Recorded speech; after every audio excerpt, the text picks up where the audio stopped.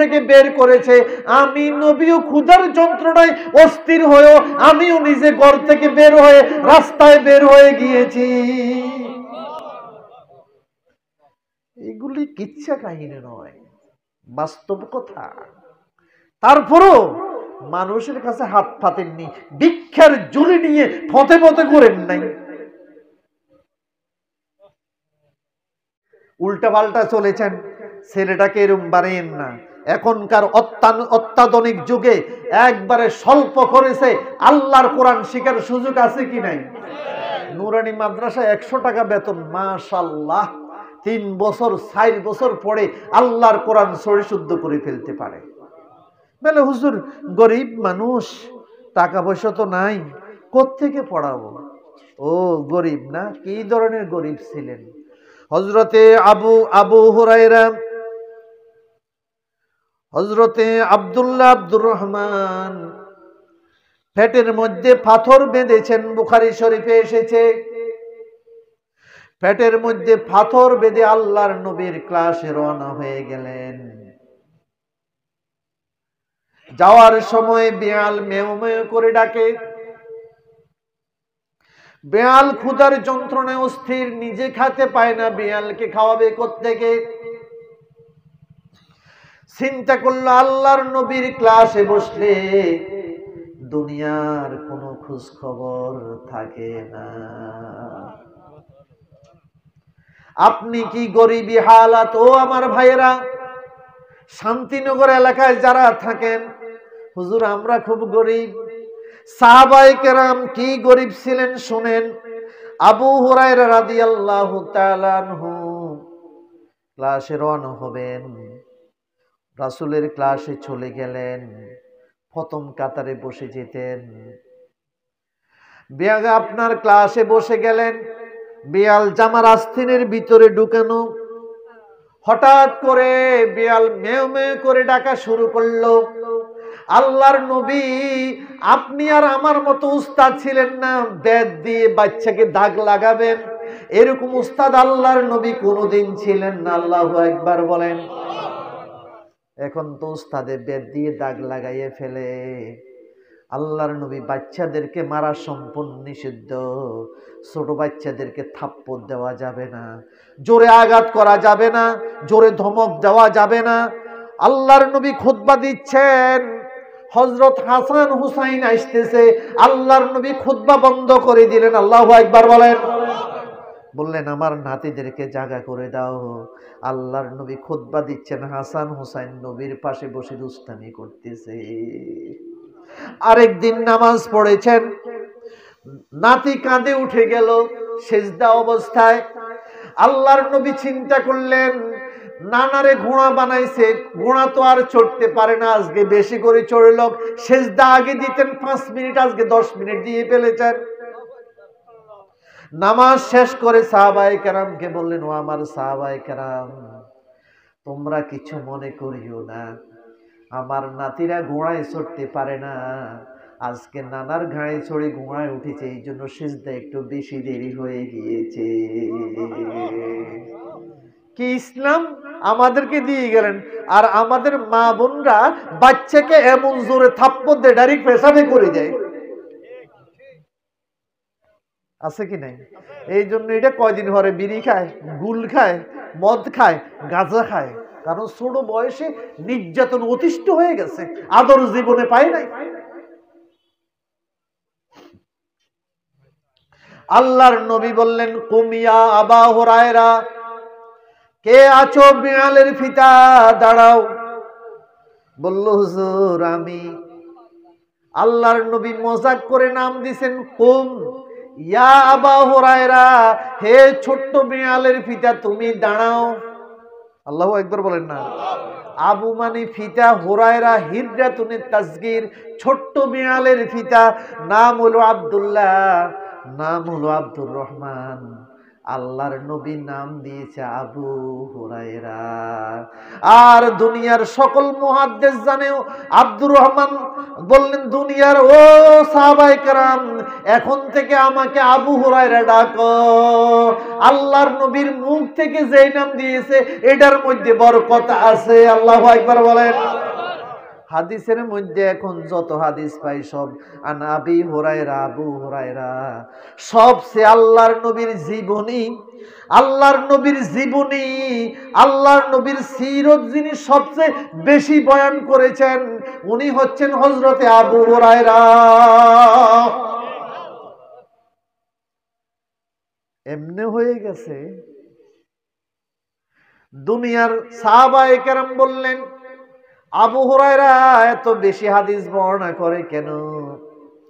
আমি হাদিসটা একবার পেয়েছি, এখন খুঁজে পাচ্ছি না।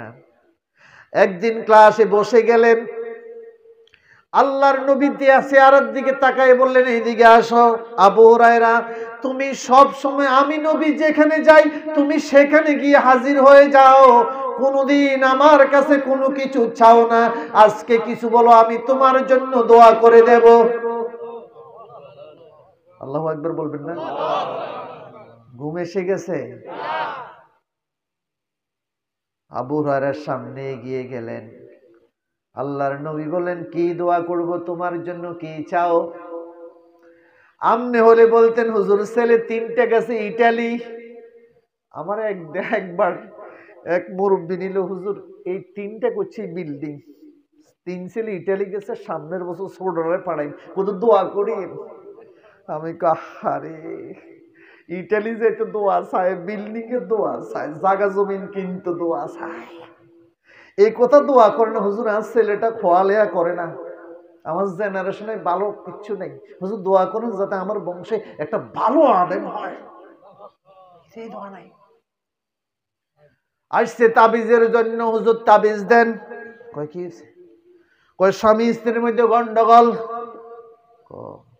জীবনে একটা তাবিজের জন্য আসলো না হুজুর, আমি সুদ খাই ঘুষ খাই, একটা তাবিজ দেন যখন সুদ ঘুষ বন্ধ হয়ে যায়। এটার লাই জীবনেও তাবিজে লাগে না, কথা ঠিক নেই? সমস্যা কোথায়? সমস্যা অনেক জায়গায়। সারাদিন মিথ্যা কথা বলে ধোঁকাবাজি করে, তাবিজের লাই যায় হুজুর বান মারছে। আরে তুই যে মিথ্যা কথা বলস, মদ খাস, তাবিজ নেই এটা না বলবি হুজুর এমন একটা তাবিজ দেন নেশা বন্ধ হইয়া যাক।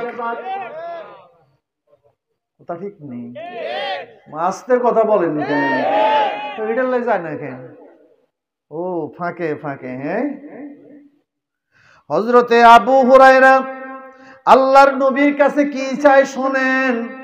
ইয়া রাসূলুল্লাহ, দুনিয়ার কোনো কিছুই আমি চাই না, আমি দুনিয়ার কোনো কিছু চাই না, একটা জিনিস চাই, আপনি নবীর মুখ থেকে যা কিছু বের হয় আমি আবু হুরায়রা বারবার মুখস্থ করে রাখার চেষ্টা করি, ভালো করে আয়ত্ত করতে পারি না, একটু দোয়া করেন আপনি নবীর ক্লাস গিয়ে যা শুনি আমি আবু হুরায়রা যাতে মুখস্থ করে রাখতে পারি। কতদিন দোয়া করেছেন আল্লাহ। ইমাম সাহেব তো আলহামদু সূরা পড়ায়, সূরা মস্ক করায়, আল্লাহ আমাকে সরি শুদ্ধ করে সূরা ফাতিহা যাতে পড়তে পারি, নামাজ কান শুদ্ধ হয়, আল্লাহ এরকম কিছু যাতে বুড়ো বয়সে শিখতে পারে, আমারে কুদ্দুর জেহান বাড়াইয়া দাও, জ্ঞান বাড়াইয়া দাও। আল্লাহু আকবার বলেন। আল্লাহর নবী বললেন, আবু হুরায়রা গায়ের রুমাল খানি সামনে নিয়ে আসো। আবু হুরায়রা রুমাল নিয়ে আসলেন, আল্লাহর নবী কি জানি পড়ে ফুঁক দিলেন, বললে বুকের সাথে মিশিয়ে ফেল। আবু হুরায়রা বুকের সাথে মিশিয়ে ফেললেন। আর সব সময় আল্লাহর নবীর ক্লাসে যাচ্ছেন। ও দুনিয়ার মানুষ, আল্লাহর নবী দোয়া করার পরে আমার জেহেন খুলে গেল, আমি আর হাদিস বলতেছি না, এখন থেকে হাদিস আরো বেশি করে মুখস্থ করতেছি।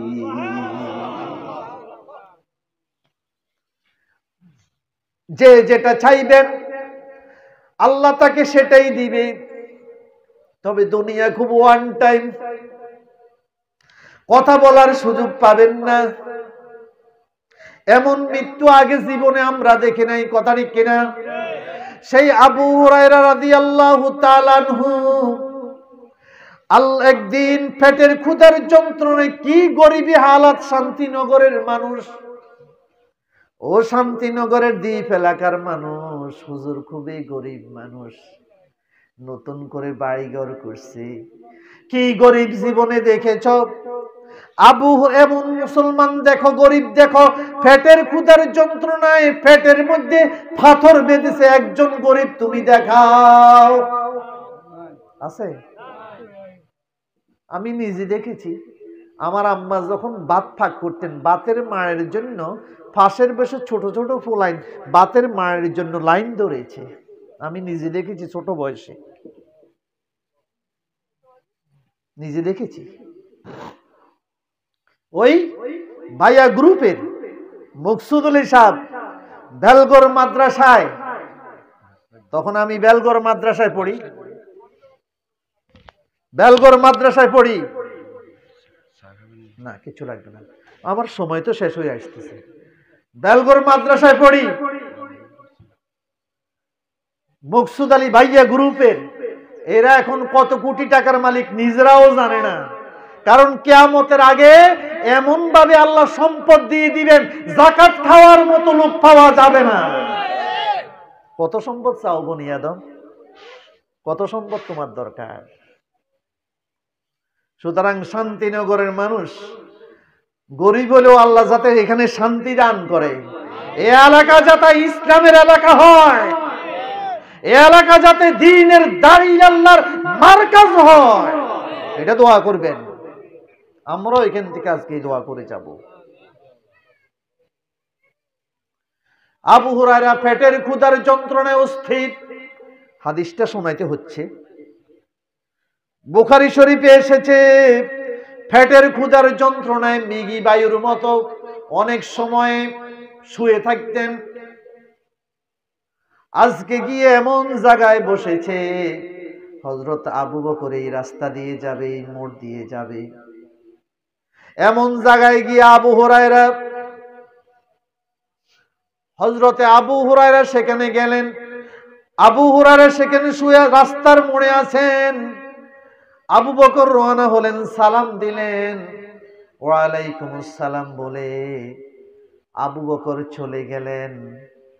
আবু হুরায়রা মাসালা জিজ্ঞাসা করলেন, বললেন যে ফতুয়া মাসালা জিজ্ঞাসা করার উদ্দেশ্য নয়, এটা জিজ্ঞাসা করলেও তো আমার খোঁজ খবর নিবি, বলেন যে কিছু দেন, কিছু খাওয়ার কিছু আছে আপনার বাড়িতে নিয়ে যান।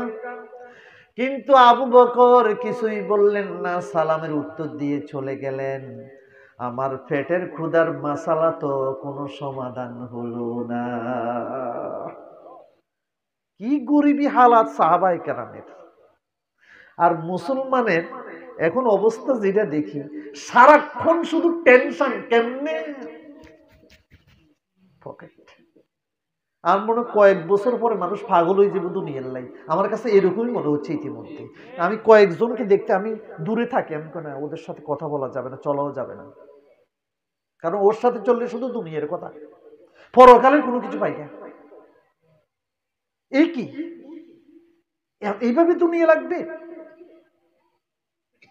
কিছুক্ষণ পরে হযরত ওমর রাদিয়াল্লাহু তাআলা আনহু রওনা হয়ে গেলেন। আবু হুরায়রা সালাম দিলেন, ওমর সালামের জবাব দিলেন, মাসালা জিজ্ঞাসা করলেন, ওমর চলে গেলেন। আবু হুরায়রা বলতেছে, আমার পেটের ক্ষুধার আর মাসালার কোনো সমাধান হয় নাই। আপনারা হয়তো বলতে পারেন, আবু বকর ওমরের মতো লোক একটা গরিব মানুষের খবর নিল, এটা কেমনে হয়? ওই সূরা তাকাসুরের তাফসিরে এসেছে, একদিন আল্লাহর নবী রাস্তায় বের হলেন, আবু বকর ওমরকে জিজ্ঞাসা করলেন, এই অসময়ে রাস্তায় কেন? বলল যে হুজুর, ঘরের ভিতরে বাড়িতে খানা পিনার কিছুই নাই, ক্ষুধার যন্ত্রণায় অস্থির হয়ে রাস্তায় বের হয়ে গিয়েছি। আল্লাহর নবী বলেন, আল্লাহর কসম করে বলি, যেই ক্ষুধার যন্ত্রণায় তোমাদেরকে ঘর থেকে বের করেছে, আমি নবীও ক্ষুধার যন্ত্রণায় অস্থির হয়েও আমিও নিজে ঘর থেকে বের হয়ে রাস্তায় বের হয়ে গিয়েছি। এগুলি কিচ্ছা কাহিনী নয়, বাস্তব কথা। তারপরও মানুষের কাছে হাত পাতেননি, ভিক্ষার ঝুলি নিয়ে পথে পথে করেন নাই। ঘুমাইতেছে না? বয়ান শেষ করে দিচ্ছে। হ্যাঁ, কি আর একটু চলবে? শেষ পর্যন্ত আল্লাহর নবী রওনা হলেন।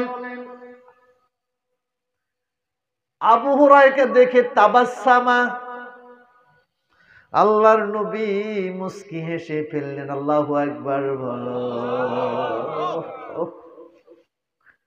রহমতের নবী, দয়ার নবী, দেখেই চিনে ফেলতেন আমার সাহাবীর কি অবস্থা, কেন এসেছে। আবু হুরায়রার চেহারা শুরুতে বুঝে ফেলেছেন এই অসময়ে এখানে বসা মানে আবু হুরায়রা তো পেটের ক্ষুধার যন্ত্রণায় অস্থির হয়ে গেছে। কুম কুম চলো চলো, ও আবু হুরায়রা আমার সাথে চলো, দেখি বাড়িতে কিছু আছে কিনা, ঘরে কিছু পাওয়া যায় কিনা। আবু হুরায়রা পিছনে পিছনে রওনা হলেন। ঘরের এত বিল্ডিং ছিল না, খেজুর পাতার চাউনি, ছোট ছোট রুম। আল্লাহর নবী প্রথমে গেলেন, অনুমতি চাইলেন, এরপরে আবু হুরায়রাকে ডেকে ঘরের মধ্যে বসালেন। ও বিবিরা কি আছে? আল্লাহ রাসূলকে বলেন আজওয়াজু উম্মাহাতিল মুমিনিন, নবীর বিবিরা বলেন কিছুই নাই, সামান্য একটা লাবানুন, সামান্য দুধ, ফি কাদাহিন, পাত্রের মধ্যে সামান্য দুধ আছে, আহাদালাক, আপনার জন্য হাদিয়া দিয়েছে। এই ছাড়া আল্লাহর নবীর ঘরের মধ্যে খাওয়ার মতো কোনো কিছুই পাওয়া যায়নি। ডিপ ফ্রিজ, এখন ডিপ ফ্রিজ যাতে পুরা গরু যাতে পুরোটা ঢুকেই রাখতে পারে, এখন ডিপ ফ্রিজের দরকার। কথা বুঝছেন তো? এখন নাম দিছে ডিপ ফ্রিজ, মানে পুরা গরুজন এটার ভিতরে ঢুকানো যায়। পুরা বছর চিন্তা করে গোস্ত 1 কেজি 600 টাকা মোটামুটি, ডিপ ফ্রিজ কিনে পুরা বছরে চালাতে পারি। বালা, হ্যাঁ, ডিপ ফ্রিজ। আল্লাহর নবী হাদিয়া হলে নিজে খেতেন, সদাকা হলে খেতেন না। বলল যে এটা কি? বলল এটা সদাকা নয়, এটা আপনার জন্য হাদিয়া দিয়েছে। আল্লাহর নবী বললেন কুম আবু হুরায়রা, ওঠো ওঠো যাও। হুজুর কোথায় যাব? দুধ তো একটু, এটা তো আমি আবু হুরায়রা কিছুই হবে না। কই ওই আমার মসজিদের বারিন্দার মাঝে 70 থেকে 72 জন পরিবার নাই, বাড়িঘর নাই, কিচ্ছু নাই, গরিব দে এত গরিব, পড়বে এরকম জামা কাপড় নাই। ও শান্তিনগর সব গরিব না, খুব গরিব। কিসের গরিব? কোথায় গরিব আমি তো দেখি না। ধনের ধনে ধনী নয়, মনের ধনে ধনী। কথা ঠিক না? গরিব, আহা। আল্লাহর নবী বলেন আবু হুরায়রা, আমার 70 জন 72 জন আহলে সুফফা, যাদের বাড়ি নাই, ঘর নাই, বিবাহ করার মধ্যে কোনো সামর্থ্য নাই, বাড়িতে গিয়ে ছোট্ট ঘর থাকবে, ঘরও নাই, জায়গা নাই, জমিন নাই, কিচ্ছু নাই। আল্লাহু আকবার বলেন না।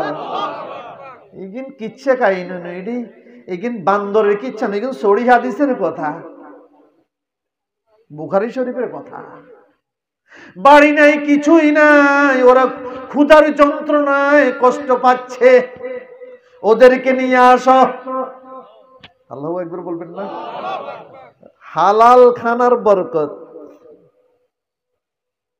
আমার মসজিদে আমি বলে দিয়েছি, যাদের ইনকামের ভিতরে ভেজাল আছে আমারে দাওয়াত দিয়েন না আল্লাহর রাস্তে, কারণ আমনে ধরা খাইবেন।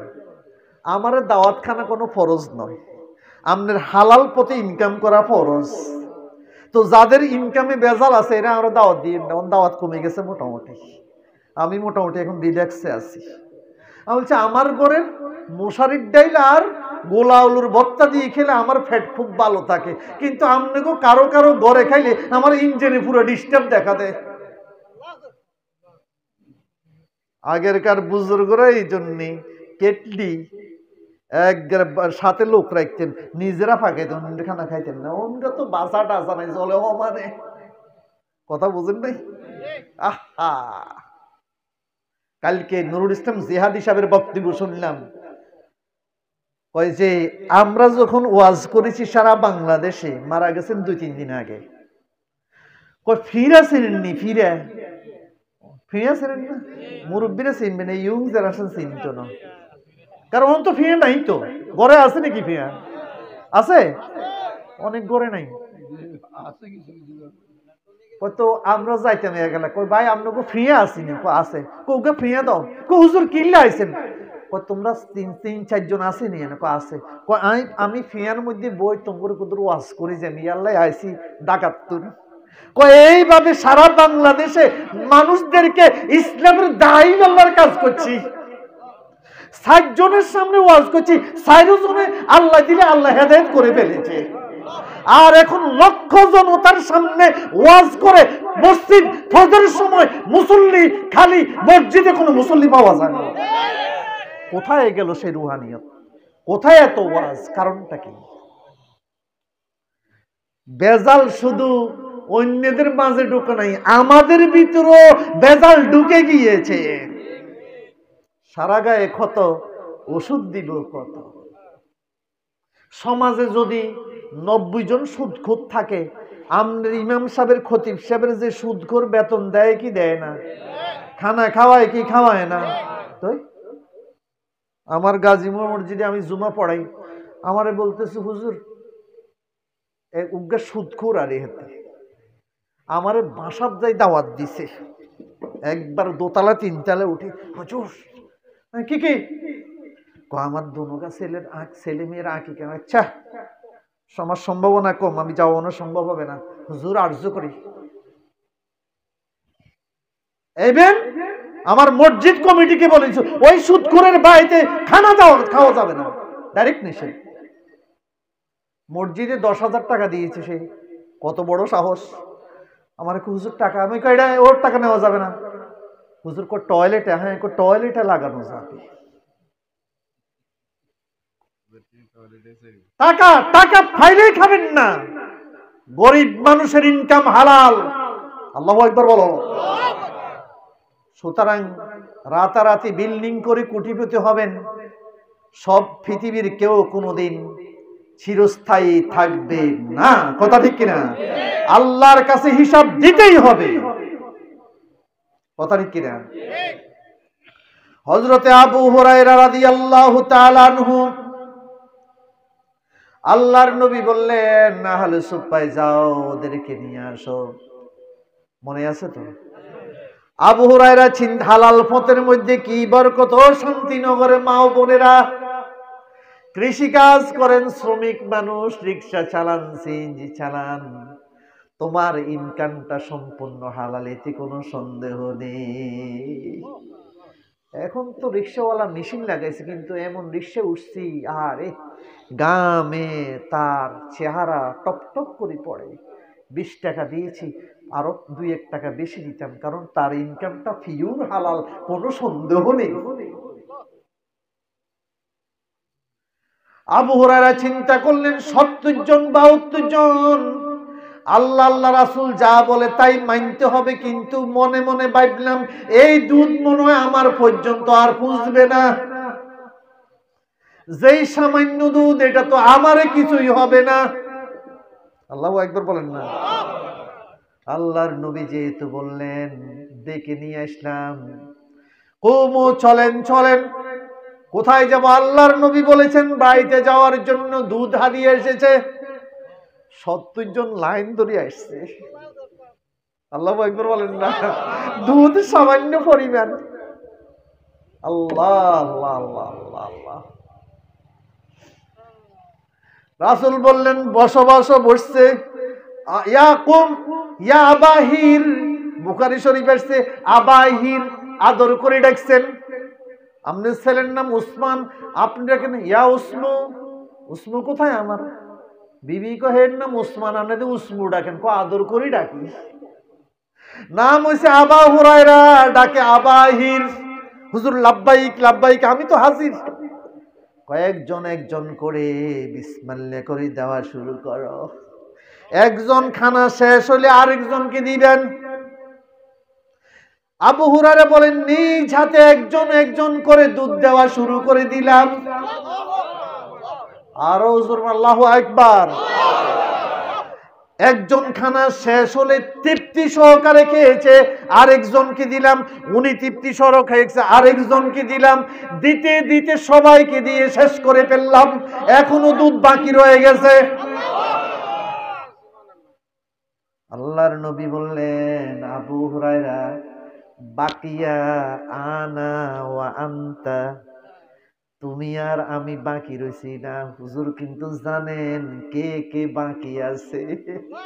আল্লাহর নবী বললেন বাকিয়া আনা ওয়া আনতা, আবু হুরায়রা আমি আর তুমি বাকি রইছি, আর তো কেনই বাকি নাই। জি হুজুর, আমি আর আপনি বাকি আছি।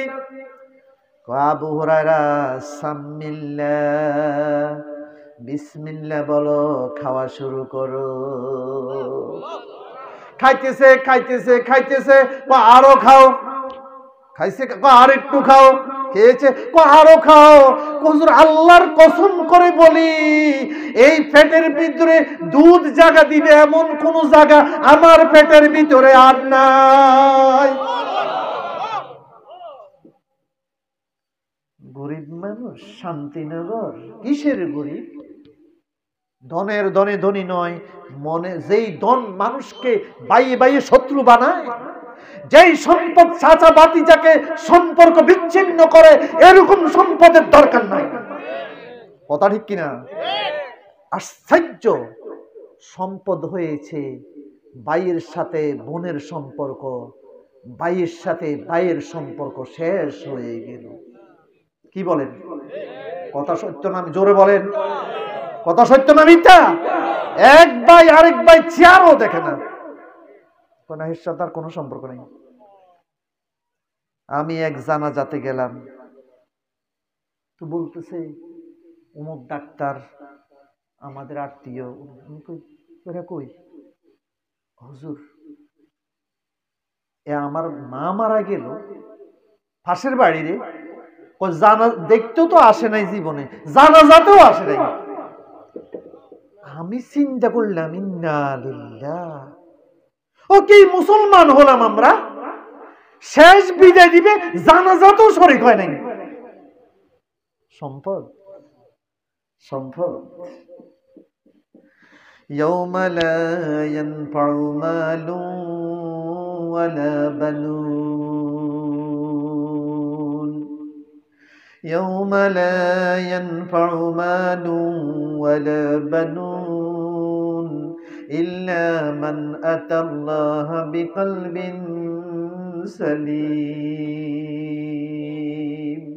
ও বান্দা, সেই দিন তোমার ইয়াউমা লা ইয়ানফাউ মালু ওয়ালা বানুন, সেই দিন তোমার ছেলে সন্তান, তোমার সম্পদ কোনো কাজে আসবে না, আসবে না। ইল্লা মান আতাল্লাহা বিকলবিন সালিম। একটা ফিউর আত্মা, হিংসা বিদ্বেষ শিরিক বেদাত কিছুই নাই, হিংসা নাই বিদ্বেষ নাই, এমন একটা নিরেন আত্মা নিয়ে যে মৃত্যুবরণ করে কবরে আসবে, সে সেদিন নাজাত পেয়ে যাবে। আল্লাহু আকবার। হাজিরিন, সময় তো আমার শেষ। আপনারা যারা, আমি স্বাভাবিকভাবে তাফসিরি কিতাব নিয়ে আসি, যেখানে যাই বলি যে ওই দিন হাফেজ নেসার যুক্তিগুলা দাওয়াত দিয়েছে, মাশাআল্লাহ, এসার পরে বয়ান দিয়েছে, আমার খুব ভালো লেগেছে বয়ান করতে। আমি চিন্তা করছি রাসূলের প্রত্যেকটা সুন্নতের মধ্যে বরকত। মাগরিবের পরে বয়ান দিলে এটা খুব ভালো লাগে, এসার পরে কিন্তু যখন রাতের 9টা 10টাতে যখন বয়ানে বসি, বয়ান করতে পারি না। তারপরও আপনারা শান্তিনগরের এখানে এসেছেন, আমি একটা ছোট্ট ঘটনা বলেই শেষ করব। রাজি আছেন তো? ইখলাস, যেই কোনো কিছু করবেন, যেই কোনো কিছু করবেন, আপনার নিয়ত পরিশুদ্ধ থাকতে হবে। এটার মধ্যে বিন্দু মাত্র যদি ভেজাল থাকে, এটা আল্লাহর দরবারে কবুল। যারা এই শান্তিনগর বাইতুল ফালা জামে মসজিদ কায়েম করেছেন, বাইতুল ফালা, আপনি 1 টাকা দেন, 5 টাকা দেন, 5000 টাকা দেন, নিয়ত 1 নম্বরে হালাল পথে ইনকাম করবেন। কোন পথে? আস্তে কথা বলেন কেন? হালাল পথে চেনেন তো? হালাল পথে ইনকাম করা এটা ফরজ। এটা কি? এটা ফরজ। সুতরাং 1 নম্বর কথা হলো কাসবুল হালালে ওয়াজিবুন আলা কুল্লি মুসলিম। প্রত্যেক মুসলমানের উপরে হালাল পথে ইনকাম করে খাওয়া কি? উঠবেন না মেহেরবানি করে। আমার ওয়াজ তো শেষ হয়নি, আপনারা উঠানামা শুরু করেছেন কেন? 1 নম্বর। 2 নম্বর হলো, যেই কাজটা করবেন নিয়তের মধ্যে একবারে খালেস নিয়ত, ঠিক না? অনেকের ঘরে ডাইল আর গোল আলুর ভর্তা নিরামিষ খাইলো, কয়েকবারে খাইছি 4-5 প্লেট, ঠিক না? আরেকজনের ঘরে খানা খাইলে দূর কিতে খাওয়াইছে বেটা, আর এখান দিয়েও বাত নিচের দিকেও যায় না, ঠিক না? আমাদের মধ্যে অনেকে ভেজাল ঢুকছে বেশি, ঠিক না? বেয়াই আইছে সন্ধ্যার সময়, বেয়া আসেন বাড়িতে জানাজা থাকি, মনে মনে কোন জুসলি গেলে বালা। আচ্ছা গেছে, হতিদি যাইতেছে, কি রহিমের বাপ কই যাও? আল্লাহর মরণ আইয়ে না কেন? রাইতে 9টার সময় আর শান্তি নেই। কয় কি তা মরগানো লাগে? ওই ওনগা আইসে আর উনগা। কথাটা সত্য না মিথ্যে? কি ধরনের মুসলমান! এইখানে তার গন্ডগোলটা দেখেন নাই। ইন্দি বিয়ারে সালাম করে অনেকদিন পরে আইছেন, বিয়াই থান যাওয়ার সময় কইতেছে আর মরণ আই না কেন? রাইতে 9টার সময় আইয়ে। আসলে আমাদের ইসলাম, আমরা ইসলাম বুঝি নাই। জিহ্বা কন্ট্রোল করবেন, বেহুদা কথা বলবেন না।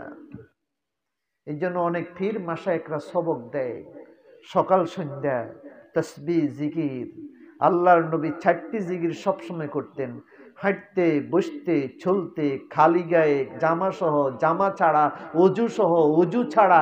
আপনি ইরি খেতে যান, দান খেতে যান, কয়টা জিকির করতেন?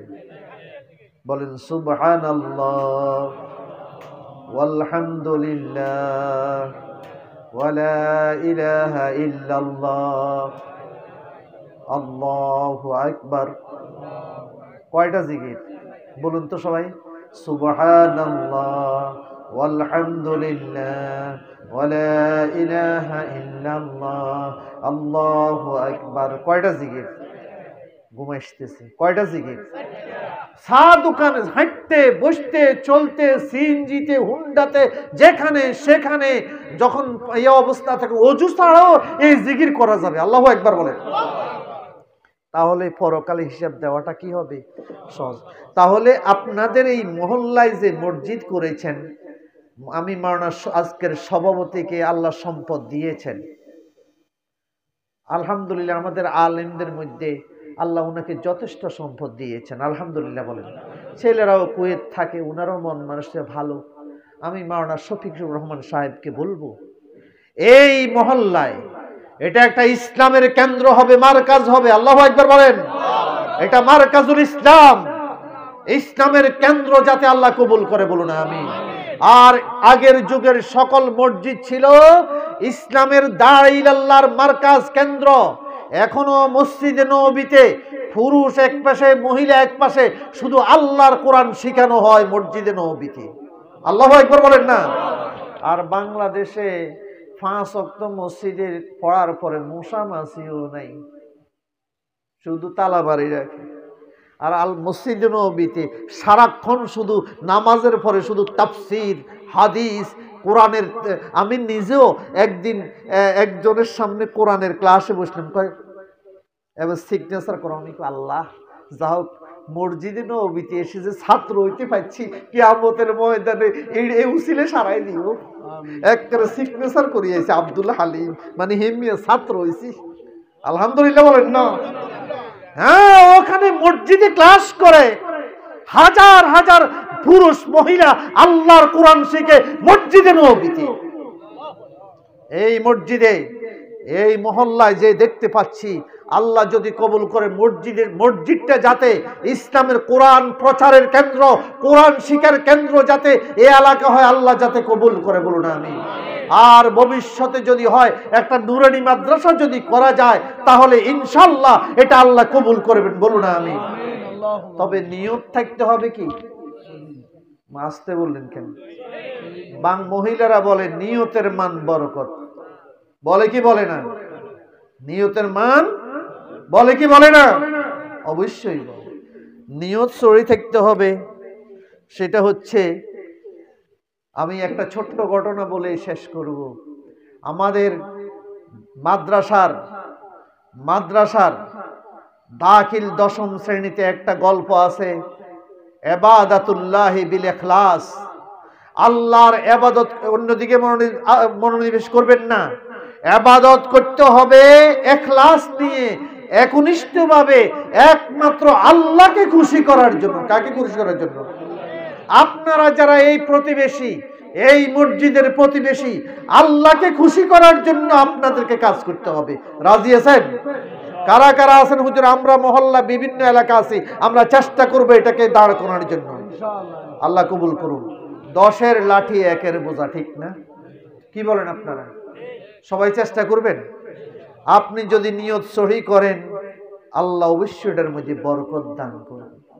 ওই একটা ঘটনা, এক বুজুর্গ খানকার মধ্যে ইবাদত করে, পাশেই ছিল জঙ্গল, কাঠ গাছ। কিছু মানুষ যাইয়া গাছ একটা নিচে সিজদা করতেছে। কিছু লোক এসে বলল, হুজুর আপনি খানকার মধ্যে বসে বসে ইবাদত করেন, আর মানুষ এখানে গিয়ে গাছের নিচে সিজদা করতেছে, শিরক করে, আপনার এই ইবাদত কি হবে? হুজুর বলল, কি বলো? বিশ্বাস না হলে যান না। ফাকাজাল ফাসা, একটা কুঠার হাতে নিয়েছেন, নিয়ে রওনা হলেন। গাছ এটা আজকে আমি লিআক্তা আশ-শাজারা, গাছ কাটার জন্য কুঠার নিয়ে রওনা হয়ে গেলেন। পথের মধ্যে ভালো কাজ করতে গেলে তো শয়তান বাধা দেয়। ফারাফাকাহুশ শয়তান, খপ করে শয়তান ধরে ফেলেছে। ধরে বলল, কোথায় যাচ্ছেন? কয় এই যে তুমি কে? কয় আমি শায়েখ, বুড়া মানুষ, আসলে হেতে শয়তান। কয় কোথায় যাচ্ছেন? কয় আমি ওই এখানে যে মানুষ গাছের নিচে সেজদা করে শিরক করে, গাছ এটা আজকে কেটেই ফেলবো। কয় যে আপনি গাছ কাটতে পারবেন না। কয় তুমি কে? আমি যে হোক, আপনাকে বাধা দিলাম। বুজুর্গ রওনা হয়েছে, দুজনে লাগছে কুস্তি। বুজুর্গ এক ধাক্কার লগে শয়তানকে একের খালের পরে ফেলাই দিয়েছে। আল্লাহু আকবার বলেন না? বুজুর্গদের রওনা হয়েছে, মোটামুটি নিয়তটা কি বেজাল ছিল না সহি ছিল? কাকে খুশি করার জন্য রওনা হয়েছে? এই জন্য শয়তানের মতো শক্তিধর তাকে ধাক্কার লগে ফেলাই দিছে। এতে তাই উডি জামাটা মাইয়া করি। বুজুর্গরে কয়েক শোনেন, আমি আপনার একটা কথা বলি। কয় কি? কয় জামাটা হয়েছে সিরে, খানা পিনা ফান না, খানকার মধ্যে পড়ে থাকেন। আমি আপনাকে দৈনিক 2 দিনার খানকার মধ্যে পৌঁছাই দিন। এই শুধু গাছটা সিঁড়ি কাটি লাভ নাই, মানুষ মানুষের কাজ করুক, আপনি আপনার কাজ করেন। বুজুর্গ বলল, তখনকার যুগে 2 দিনার স্বর্ণ মুদ্রা। কয় 2 দিনার দিবা? বিশ্বাস না হলে খানকাতে ফিরে যান না। আপনি বাস শয়তানের শক্তি হইয়া খানকাতে গেছে। প্রথম দিন মোটামুটি 2 দিন আর খানকার বুজুর্গ এটা একেবারে বালা করে